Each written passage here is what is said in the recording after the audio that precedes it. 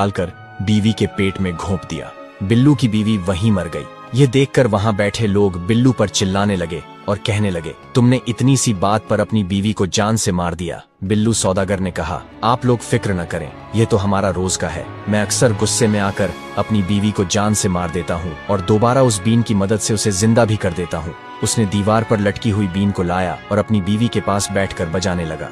थोड़ी ही देर बाद बिल्लू की बीवी उठ खड़ी हुई और गुस्से से अपने पति से पूछने लगी, तुमने मुझे एक बार फिर जान से मार दिया। सब लोग यह देखकर हैरान हो गए और एक बार फिर भूल गए कि वे वहां क्यों आए थे। असल में यह बिल्लू सौदागर की एक और चाल थी। उसने जो लाल रंग की पुड़िया अपनी बीवी को दी थी, वह उसकी बीवी ने पहले से ही अपने कपड़ों में छुपा ली थी। बिल्लू ने उस खंजर से सीधा उस पुड़िया की जगह पर वार किया जहां वह थैली थी, जिससे वह लाल थैली फट गई जिसमें लाल पानी था और लोग उसे खून समझ बैठे। एक व्यक्ति बोला, यह बीन हमें कितने की दोगे? बिल्लू बोला, यह बीन हमारी पुश्तैनी बीन है, इसकी कोई कीमत नहीं है। एक सौदागर बोला, मैं इस बीन के बदले 20,000 अशरफियां दूंगा। बिल्लू ने राजी होकर अपनी बीन उस सौदागर को दे दी। इसके बाद लोग अपने अपने घरों को चले गए। जिस सौदागर ने वो बीन खरीदी थी, वह अपनी बीवी से बहुत ही तंग था, क्योंकि उसकी बीवी आए दिन उससे झगड़ा करती थी। उसने सोचा कि आज अगर मेरी बीवी ने झगड़ा किया तो उसे मार दूंगा और अगले दिन दोबारा जिंदा कर दूंगा। जैसे ही सौदागर घर पहुंचा तो उसकी बीवी ने उससे झगड़ा करना शुरू कर दिया। सौदागर ने जेब से खंजर निकाला और अपनी बीवी के पेट में घुसा दिया। सौदागर की बीवी वहीं पर ढेर हो गई।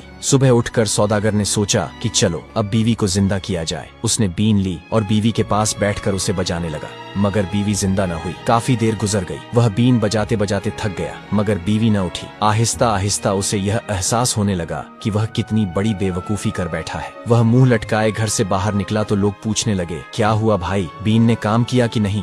सौदागर ने अपनी सारी बातें उन्हें कह सुनाई और बोला, उस लुटेरे की वजह से मेरी पत्नी मर गई। इस बार लोग बहुत गुस्से में थे। उन्होंने कहा, अब की बार हम कुछ भी देखे सुने बिना इस लुटेरे बिल्लू को एक बोरी में बांधकर समुंदर में फेंक देंगे। एक बार फिर सब लोग इकट्ठा होकर बिल्लू के घर पहुंचे और इस बार उसे भागने का मौका नहीं दिया। लोगों ने उसके हाथ पांव बांधकर उसे एक बड़ी सी बोरी में डाल दिया और समुंदर की ओर चल पड़े। समुंदर वहां से काफी दूर था। वे सब लोग बारी बारी बोरी में बंद बिल्लू को उठाते रहे और थक गए। अभी समुंदर कुछ ही दूरी पर था कि उन्होंने सोचा कुछ देर रुककर आराम कर लिया जाए। वे सब एक पेड़ के नीचे लेट गए। थकान की वजह से थोड़ी ही देर में सब लोग गहरी नींद में सो गए। बोरी में बंधा बिल्लू भूख और प्यास से बेहाल होकर चीखने चिल्लाने लगा, मगर उनमें से कोई नहीं जागा। इसी दौरान एक चरवाहा अपनी 100 भेड़ों के साथ वहां से गुजरा। उसने देखा कि कुछ लोग पेड़ के नीचे गहरी नींद में सो रहे हैं और उनके पास रखी बोरी में कोई शख्स चिल्ला रहा है। चरवाहे ने अपनी भेड़ों को एक तरफ चरने के लिए छोड़ दिया